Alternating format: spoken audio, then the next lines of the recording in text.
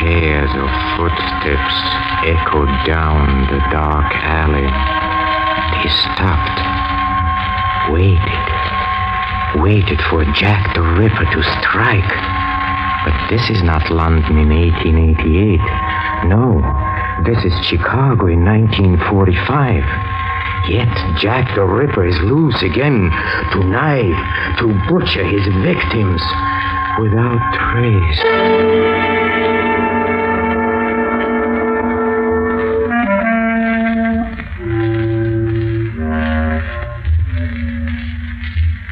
Hello, creeps. This is Peter Lorre, opening the doors of the Mystery Playhouse. If you recall, some 60 years ago, London was terrorized by a one-man crime wave, by a murderer who was never captured and never seen. And tonight, we follow the investigations of Sir Guy Hollis, who firmly believes that Jack the Ripper is still alive. That it is he who is the fiend that once again slashes and kills. There is the element of the supernatural in this story that will amaze you.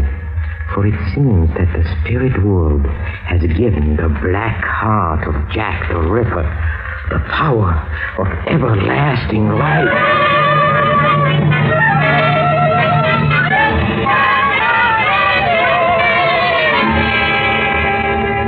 Time, the present. Our scene is the reception room of a well-known Chicago psychiatrist, Dr. John Carmody. Miss Canister, the doctor's assistant, is chatting with a tall, distinguished man who is apparently waiting to consult Dr. Carmody. But surely, Sir Guy, you can't believe a theory that seems so, astrological. I'm afraid I do, Miss Canister.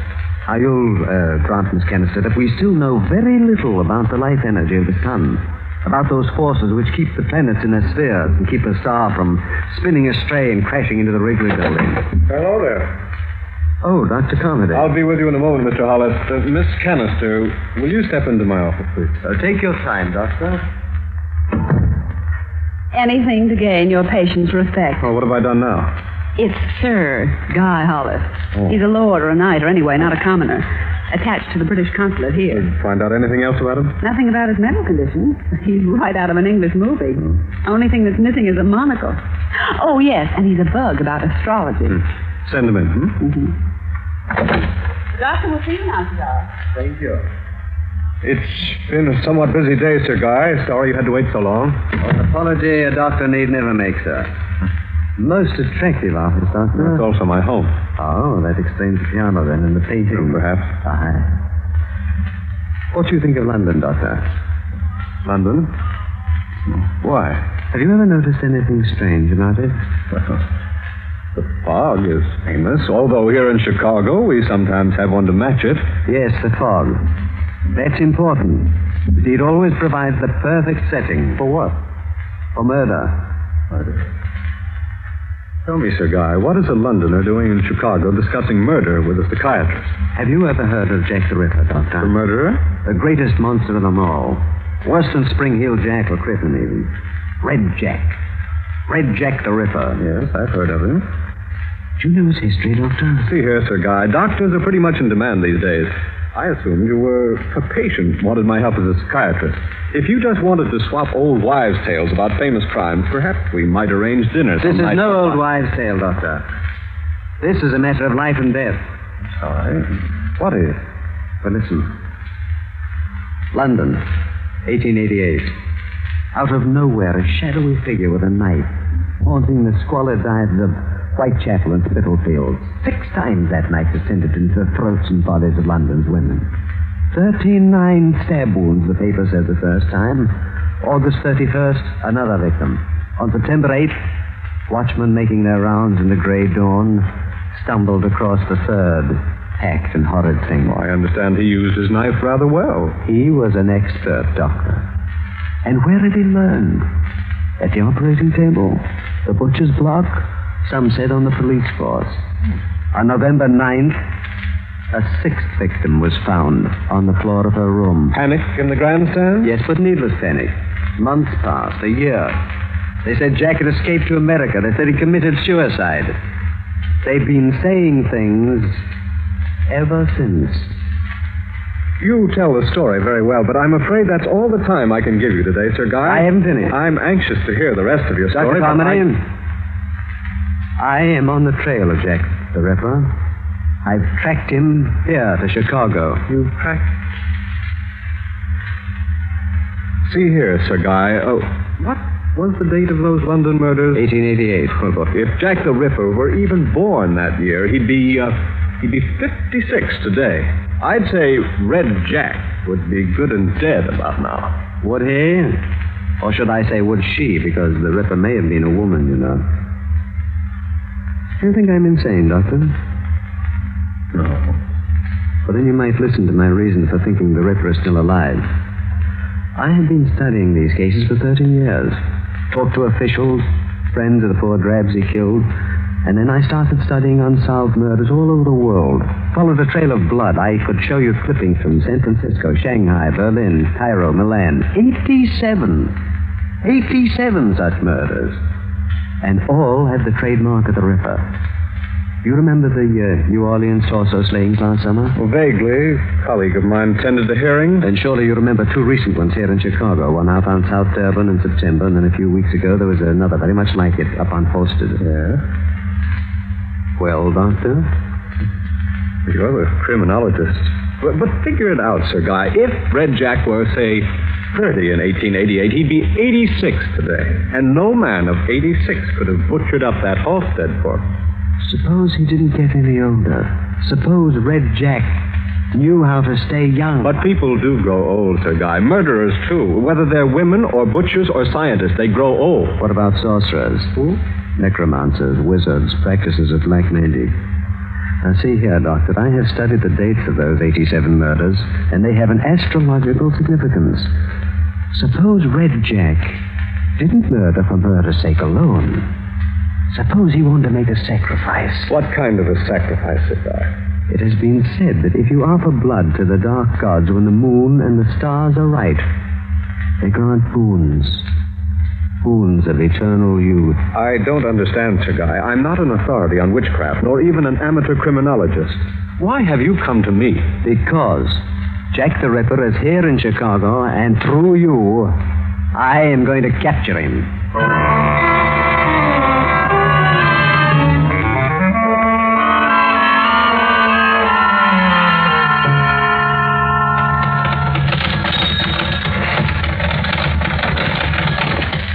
Good morning, Doctor. Morning, Canister. Well, how did his lordship turn out last night? He's the most exciting patient we've had in months. He's not a patient, Canister, at least not yet. Shouldn't he be? No, I can't tell. He talks so convincingly. Maybe there is a shred of reality in his story. It's real enough to him, Lord knows. Oh, excuse me, Doctor. Dr. Carmody's office? May I speak with Dr. Carmody, please? It's most urgent. One moment. His lordship again. Oh, hello? It's Guy Hollis, Doctor. Oh. Any new clues turn up overnight? You're willing to go through with it? Oh, just this minute sent my nurse out for a magnifying glass and a pair of I don't think handcuffs. that'll be necessary, Doctor. Now, look here, Sir Guy. How can I possibly help you? I have good reason to believe the Ripper is among your acquaintances. What good reason? I'll tell you when I see you. I understand Lester Benton, a friend of yours who writes a column for the Sun Herald, has invited you to a party tonight. Yes, that's right. How did you know that? I hope that you'll take me with you. Take you with me. I told you that I have plotted the astrological chart. The Ripper must make a sacrifice before this night passes. Oh, okay. How about supper first? Splendid. Pick me up at about 7:30. Thanks awfully, Doctor. All right. Bye. Are you sure you're doing the right thing? That's why I wanted him to supper first. If he proves dangerous, I'll manage to sidetrack him somehow. I hope Lester's in. Hello. Hatchet murder on Polk Street. No murder yet, Lester, but if you don't become conscious, there may be. Oh, John. Yes, that's right. Now, look, old man, is it okay if I bring someone to the party tonight? Oh, sure, John. Well, like her? It's a guy from the British consulate. Well, all the better. Manpower shortage and all that. Now, listen, Les. Well, he's kind of a strange duck. I'm not sure yet whether his head is on right. That's okay. Plenty of company. See you tonight. Right. Canister, all that remains now is for Sir Guy and I to attend the party tonight and capture the Ripper. What are you talking about? Well, Sir Guy says the Ripper will be there tonight. You're joking. I am, yes. But Sir Guy isn't. And perhaps he's right.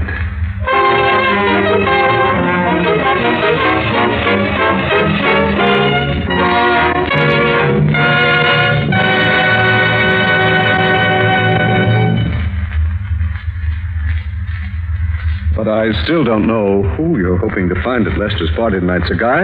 A few writers, a painter, singer, all fairly normal. How about so is the Ripper? Perfectly normal. Except on certain nights. Then he becomes an ageless, pathological monster crouching to kill. On evenings like tonight, when the stars are arranged in blazing patterns of death. But why among my friends? Because they are the kind of people the Ripper seeks out. But I warn you, Sir Guy, once these people find out what you're up to, you'd better be prepared for just about anything. I'll be ready. Look. What's that you got there? See here, Sir Guy, you can't go around among my friends with a gun in your pocket.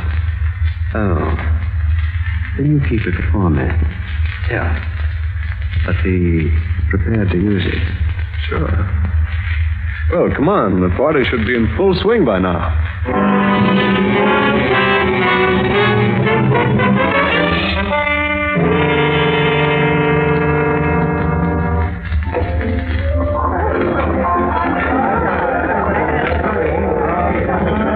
Well, Sir Guy, are you enjoying yourself? Immensely, John. Your friends are very charming. Except that one of them is Jack the Ripper, huh? Perhaps. And if I get the opportunity, I think I'll show you how we can find out. Soon, I hope. It's 1 o'clock. I should be leaving. Leaving? Who said leaving? Are you trying to spoil my party, John? Well, Lester, it is late. Don't be a killjoy, John. I've hardly met our honored guest. Oh, dear. Are you here on a military mission, Sir Guy? Not exactly. Well, then if it's not secret, you could... Oh, not at all, Mr. Benton. I'm on the trail of Jack the Ripper. Jack... Well, it's rude of us to be so curious. Sir Guy has an idea that Jack the Ripper is prowling around Chicago, Les, and he's out to find him. Oh, really? Sir Guy is serious. Well, he should be. According to some old files I've read, Red Jack was something of a menace. Had some ripping good times. Les, your puns get worse daily. Oh, then I'm Sir Guy is sure that the Ripper is responsible for the South Dearborn murder. And the one up on Halstead a few weeks ago. You've covered them, Les. What's your idea? Could be. Very neat carving on both of them. But the victims were men. I thought the Ripper was only interested in women. Oh, not at all. It's probably occurred to you that the women we know the Ripper sought were fairly vivid symbols. A kind of living comment on the society which he detested. Oh, yes. And then just as our laws change and our society changes, so then must his victims change. Cut out the music. With each new age, the Ripper discovers a new symbol of protest. But tell us, Sir Guy, which do you hope to find here? The Ripper or the symbol? Yes, I'm rather curious about that, Mike. The Ripper. All right, boys and girls. We're trapped. Let's face it. I told you he was serious. I know, John, but what can a considerate host do? I've got it. Laverne, let's have that bread knife there on the sideboard. Oh, Les. Thanks. Sir Guy has come a long way on a difficult mission, so let's give him a fair chance. I'll turn out the lights for 1 minute, and Sir Guy can stand here in the middle of the room with the bread knife. Now, if anyone here is the Ripper, they can either make a break for it or take the opportunity to, eradicate the pursuer. That's fair enough, Sir Guy? Fair enough, Lester. Laverne, some suitable background music, please. Something Wagnerian, you know. Now, choose your partners for the kill, ladies and gentlemen. There's 60 seconds of darkness for evil to make its cosmic presence known. Unchallenged, unmolested, let the Ripper ride. A minute for death, at the end of which we'll look for the bodies. Ready? All right, silence. Now, turn out the lights.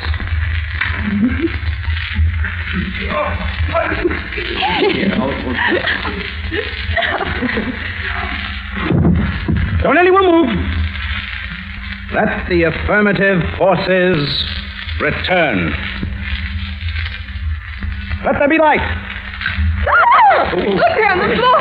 It's Sir Guy. My Lord, he's been stabbed. Here, let's pick up the body and get it off. Look, Well, I guess nobody had better touch the body. Look. What is it? I mean, well, doesn't Hollywood recommend the police in moments like this? For heaven's sakes, Les. I swear, Les, I didn't want to bring him, but he insisted. He said he'd plotted the chart. Said he was certain the Ripper would use his knife before the night was out. I don't suppose we ought to move him, do you? What? Well, I'll call the police. For heaven's sakes, Les. Now, look, if you have any ideas what we should do, Nadja, now shoot. Whoever goes to get the police could just as easily make a neat getaway. Lord, Les, if he was right about the Ripper... But I wasn't, John. What's the body? No. Hey, wait a minute. Look at me. Now, wait, I really don't think that's quite the kind of a joke we should have had. Please, forgive me, Nadja, for frightening you so. When you were all so innocent. What is it, guy? What do you mean? Hold it, everybody! Are you sure about our innocence, Sir Guy? Oh, yes. You see, if the Ripper were here, he would have betrayed himself when he saw me lying there.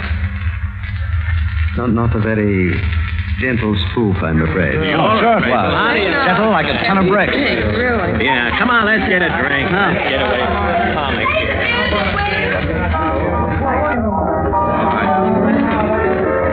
Well, John, will we leave? It's getting rather late. Yes, Sir Guy. Oh, you can shut your mouth now, Nadja. The game's over. For heaven's sake. I'll get your coats.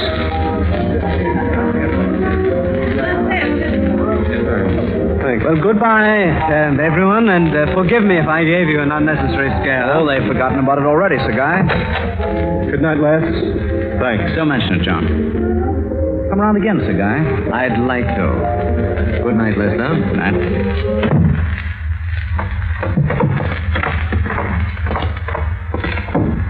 I suppose you're thinking that I'm guilty of the same sort of sensational tricks as our friend the Ripper, but I want only to rid the world of a devilish fiend who lives by the blood of others. As Les said, they've all forgotten it by now.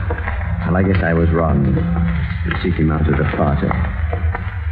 You know, we're far more likely to find him out here in the darkness and the fog, perhaps along a lonely, shadowed street such as this, or perhaps in a neglected dead end, like this one here. Now, Sir Guy. Please, do me one more favor. It's only a hunch, but let's turn up this alley, see what it has to offer. Remember, the Ripper must make a sacrifice tonight. Well, as long as I've gone this far. Thanks, Elmo. Yes, this is what the Ripper likes. Small, gaping alleyway. Hardly noticeable to the rest of the city. It'll be in a hidden corner like this where I'll capture him. And I'll turn the bloody swine over to the police. He's a mad beast, John. An ageless monster let loose on the world. There's nothing up here, Sir Guy. No, just to the end of the alley, John. And we'll turn back, I promise. Look, Sir Guy, don't you think this is carrying a hobby a little too far? A hobby, John? In 1888, one of those nameless drabs the Ripper killed was my mother. What? Yes. My father spent his life searching for the Ripper. Caught up with him, too, about 1926 in Hollywood, where he was stabbed in a brawl. The police never learned who it was. But I know it was the Ripper. And I'll live till I find him. I swear I will. Let me have my gun now, John. We've left your friends, and I feel safer with my gun on me. Now, see here, Sir Guy. Oh, please, John, now let me carry the gun. Now let me have it, John. Please. All right. You insist.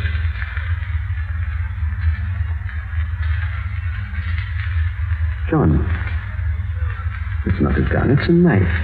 I know. John, what are you doing? Never mind the John. Only Jack. No.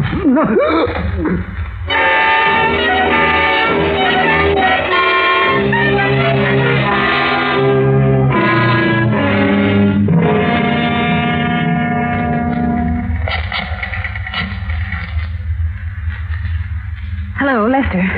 Canister. I didn't get you out of bed, did I? Yes, the police picked John up this morning.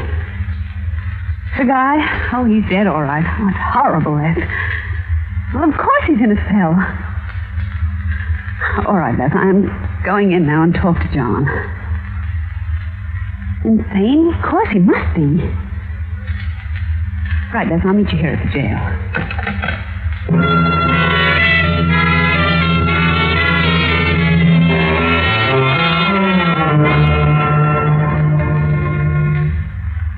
My time's up now, John. I'd better be going. Just one more thing, Alistair. For some reason I want you to understand. You see, Sir Guy was right. I did have to make an offering before the night was over. I didn't want for it to be him, Canister. But up there in that alley, I realized he was as determined as I. You know, Canister, I still wonder who at that party was astute enough to send the police after me so quickly. Lester, perhaps. Police won't tell me, but I'll find out, Canister. And if it was Les, he'll know I found out. But what difference can it make now? Oh, police haven't won yet, Canister. The gods won't let me down. They never have. Sir Guy was right about that, too. I am eternal. I have no age, you know. I never shall. Well, I'll be going. I'll miss you. Bye, John. Goodbye, Canister.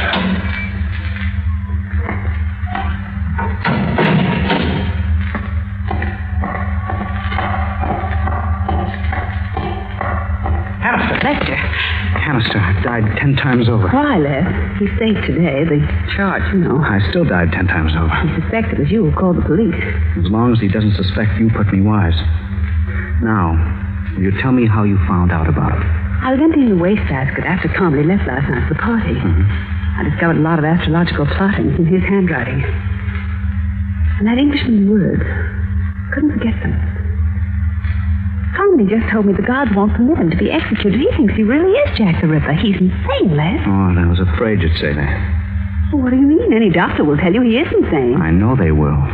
They'll also tell the jury. So? So, the law doesn't execute the insane. It allows them to live. You mean? Who knows, Canister? Who knows?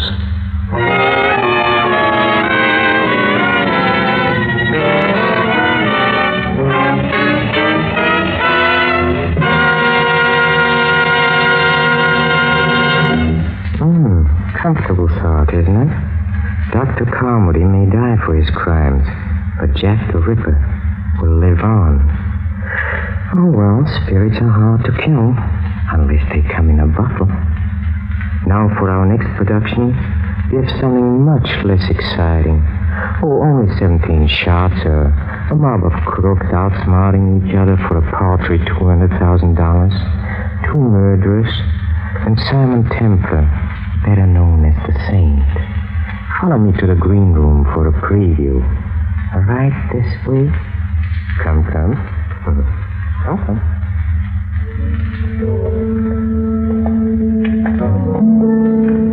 You know, Horace, you really should have told me sooner. Told you what? The police headquarters have been moved to a Long Island mansion like this.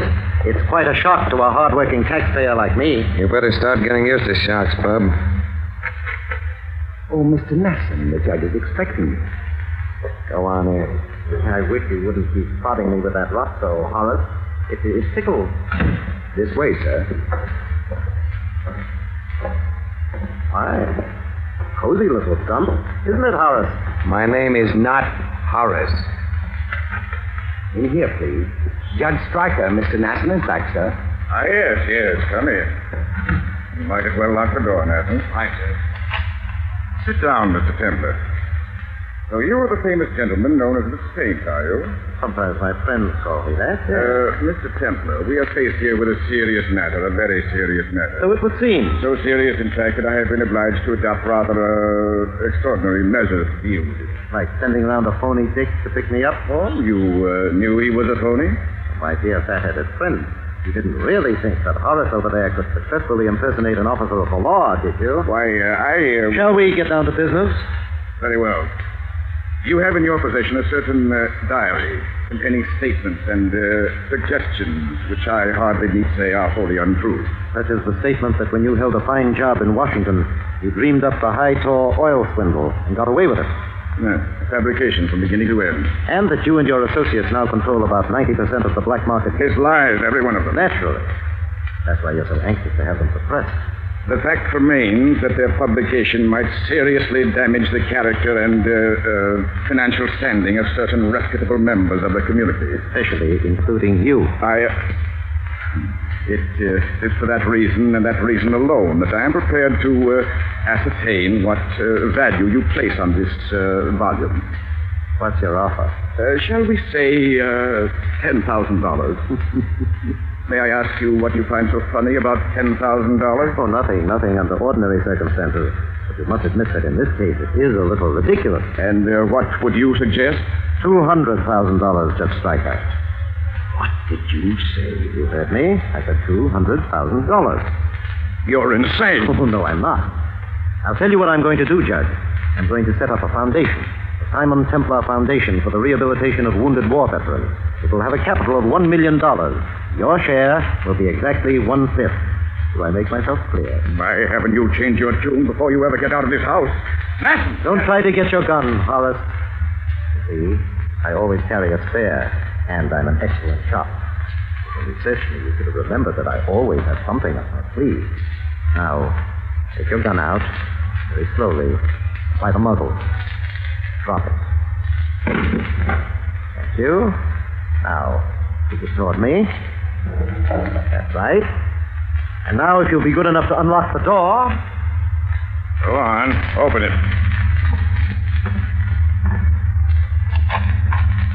That's a good little boy. You'll hear from me again, Templar. Oh, I'm quite certain of it. In fact, I shall expect to have your check by Saturday morning.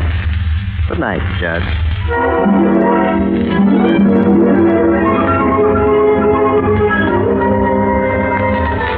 Yes, they call him the Robin Hood of modern crime. But even Robin Hood is not immune when powerful interests concern themselves with arranging for the sudden death of the saint. So with these gentle thoughts, this is Peter Lorre closing the doors of the Mystery Playhouse. Until next time, good night, sleep tight.